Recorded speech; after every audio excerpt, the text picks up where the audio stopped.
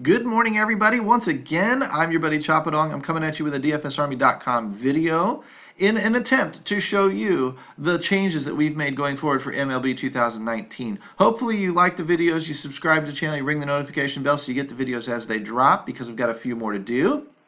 But hopefully we're going to walk through today and show you a couple of the other tools that we're going to do. I'm going to show you the DraftKings tiers sheet and the Carnage report very, very quickly, because I actually have scheduled time to sit down with Nilly J, the creator, and he is going to actually do more of the description of what these tools are and how they're to be used.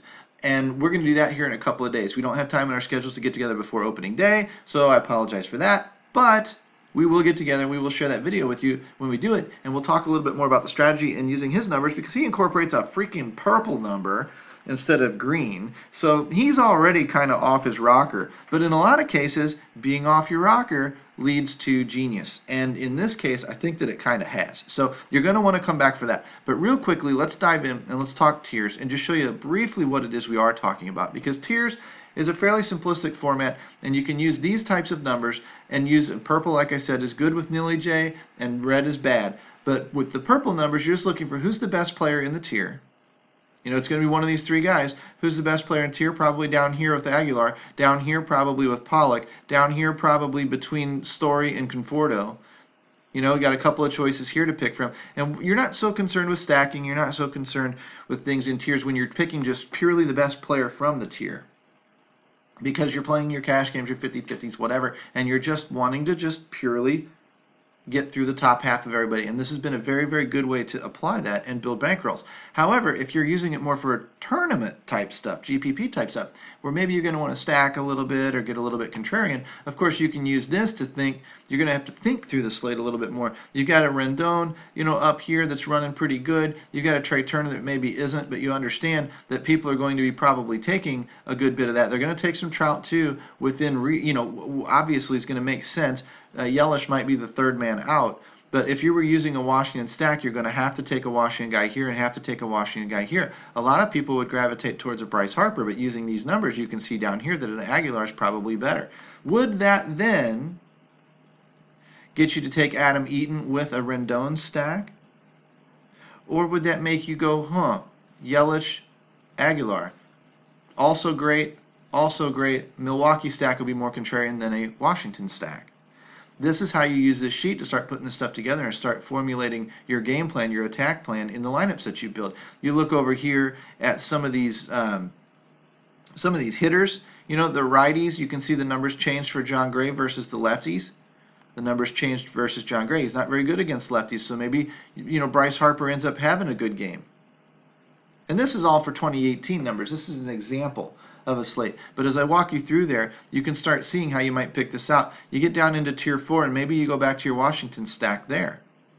And you run, you know, Rendon, Eaton, and Soto and complete the stack.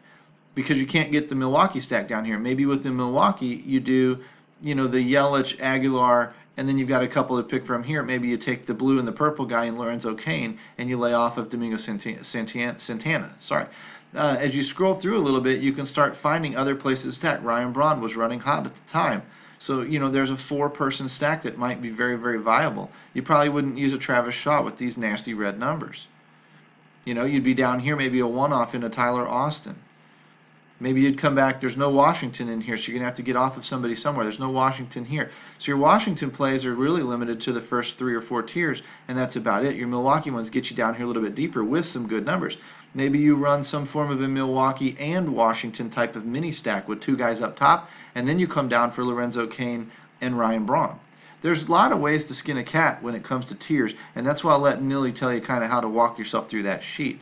When I go to his Carnage report, though, the Carnage number is very, very good. The Carnage report is a little bit more of an all-inclusive number when it factors in what pitchers we should be using, because their Carnage number is very, very low, which means it's very, very good, versus who we should be attacking with the opposing offense, because the number is very, very high, meaning that the bats should be set to do some damage against him. There's a lot of parameters that people use around the industry. This is just one more way to skin a cat. But you've got K-score, VK score, X-Woba and Woba and Sierra. These are all important numbers that are all laid side by side and show you if it goes purple across the board, Corey Kluber is probably in a pretty good spot. in this on this particular slate. And somebody down here that's pretty much red across the board, like a John Gray or a Carlos Rondon, probably in a pretty bad spot. A lot of people might go to this Liam Hendricks guy, and his numbers on a small sample have shown up okay. You might be focused on these two guys instead. And this is a way to show you through these reports how to focus on these guys quickly and cut the time down to identify your targets and start plugging and playing lineups.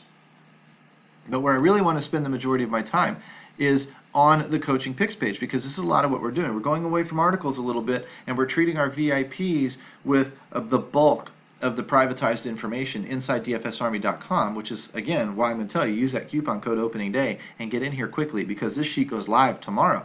You can see a little bit of a mock-up here of the slate, but tomorrow it's going to get filled in with our coaches, with their player pools, with the teams, the money, the salaries, the cash versus GPP format, or at all format. Is he viable across both formats? Is he a core play? If so, he'll be highlighted in blue. What exposure are we using him in an MME type of formats? If you're only a 1, 2, 3, 4, 5 lineup builder, you don't need this exposure that much, but you'll be able to tell on one of our coaches that does play MME how much he's going overweight or underweight on a guy. How much hopefully in the notes they explain that they're going to be using these guys as GPP pivots or as a fade or something like that. So I'm only going to be 6% on this guy. And it won't be 6%. It'll be more like 5 to 10% or 0 to 10%. Something like that, because until they actually build their lineups, they won't actually know that their percentage came out at 7.3% or something. What they will tell you, hopefully, is they'll be underweight or overweight on the field based on the matchup, and that's if they're even using the guy at all. The confidence rating is where you're going to be looking for players or coaches to tell you how confident they are in the play. I might very well fade a guy in multi-entry type stuff, but be very confident in the play. Maybe it's a Mike Trout, and I expect his ownership to be through the roof. And instead of being, 45% owned, where I would have to then be 60, 70% owned in my lineups to get over the field, I might cut my play way back. Now, he might still be a 5-star confidence play, but I might be kind of pulling a contrarian move on purpose. And I would tell you that in the notes section. Now, for cash plays, if you see a cash player here, then you see a 5-star confidence play. That's going to be a Christian Yelich or something like that, who's at the top of the lineup, who's getting on base, producing fairly well for the price that they charge, salary cap wise, and you're going to end up seeing the fact that the low likelihood of drawing a dud. Now in baseball, anybody, Mike Trout, Yelich, any of them can dud on you. That's just baseball. But you're going to see the likelihood of it is fairly low in some kind of a 4 or a 5-star rating and a cash mention or an all format mention. And that will give you an idea of which coaches like which players the most. And you can do what we always recommend if you're new is kind of pick one coach that you kind of trust, that you build either a little bit of rapport with in our coaching channels, or that you just kind of know a little bit from maybe Twitter or something like that. You might follow that guy and lean on him more than the others. But honestly, with this coaching picks page or this cheat sheet coaching picks page, whatever you want to call it, format, you can come right down here and you can start tabbing over and quickly get all of the coaches' notes for all of the coaches' slates immediately. Boom, boom, boom, boom, boom. And if I saw Mike Trout in 4 sheets and he's 4 stars or 5 stars in all 4 sheets, and I see one coach saying that he's going to fade Mike Trout because ownership's expected to be high, I would know that that's a very, very strong play across all of the coaches, because even though one coach is fading him, he's letting me know he's doing it for a specific reason, to possibly bank on a dud or get leverage on a field or stack somewhere else or use higher priced players in other lineups that he thinks may complete stacks and wind up doing better for him in tournaments. And that's going to help me assess the slate for myself a whole lot better. And it's going to do it a lot more efficiently. We have metrics inside some of our tools now that are going to allow you to build, all of your lineups essentially in well under an hour. You can go work your whole 9 to 5, come home, sit down, and by lock, be ready to go. That's the beauty of what we're streamlining for you. Hopefully you see that. Hopefully I'm conveying that message to you, and it's getting you as excited about MLB as we are as excited to deliver the content to you.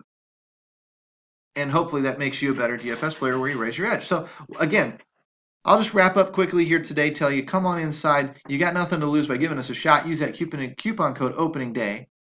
click that link and get access to this coaching page, because you're going to see, 3, 4, 5 coaches at a time tell you how they are going to attack a slate. And you're going to be able to very quickly look at which one you maybe agree with, which one gives you some interesting ideas, and how you're going to incorporate that into your own lineup building going forward. That's a very, very important aspect of what we're doing, and it's probably our biggest change going forward this year when it comes to MLB and the way we're going to deliver content. So a lot of the times you will see some game breakdown articles, you will see a couple of neat little pieces that we drop out, but largely what we're going to be doing is delivering day-to-day information in through these coaching picks page, and then in explanation, question and answer type interaction inside our coaching forums for our VIPs. Guys, as the Army grows and evolves, you guys are going to want to get on board. You've seen our track record. You've seen our Army hats. You've seen 10, 20, 50, $100,000 wins on a rather regular basis, because our coaches know what they're doing. Get in here, hitch your wagon to our train, and let's move through this MLB season in a very, very profitable fashion. I can't wait to talk to you guys on the inside and come back for another video a little bit later on. So take care, guys, for now. We'll see you soon.